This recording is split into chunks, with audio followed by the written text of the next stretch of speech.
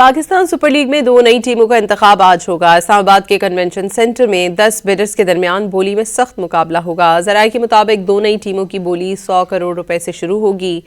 PCB ने auction में शिरकत के लिए 12 में से 10 बिडर्स को अहल करार दे दिया है। दो नई टीमों के लिए 6 शहरों के नामों को शॉर्टलिस्ट किया गया, जिसमें हैदराबाद, सियालकोट, फैसलाबाद, रावलपिंडी, मुजफ्फराबाद और गिलगित शामिल हैं। बोली जीतने वाले दो बिडर्स 6 नामों से अपनी टीम का इंतखाब कर सकते हैं।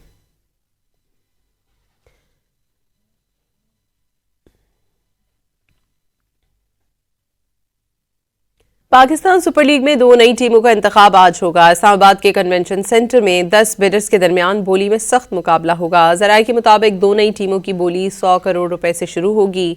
पीसीबी ने ऑक्शन में शिरकत के लिए 12 में से 10 बिडर्स को अहल करार दे दिया है। दो नई टीमों के लिए 6 शहरों के नामों को शॉर्टलिस्ट किया गया, जिसमें हैदराबाद, सियालकोट, फैसलाबाद, रावलपिंडी, मुजफ्फराबाद और गिलगित शामिल हैं। बोली जीतने वाले दो बिडर्स 6 नामों से अपनी टीम का इंतखाब कर सकते हैं।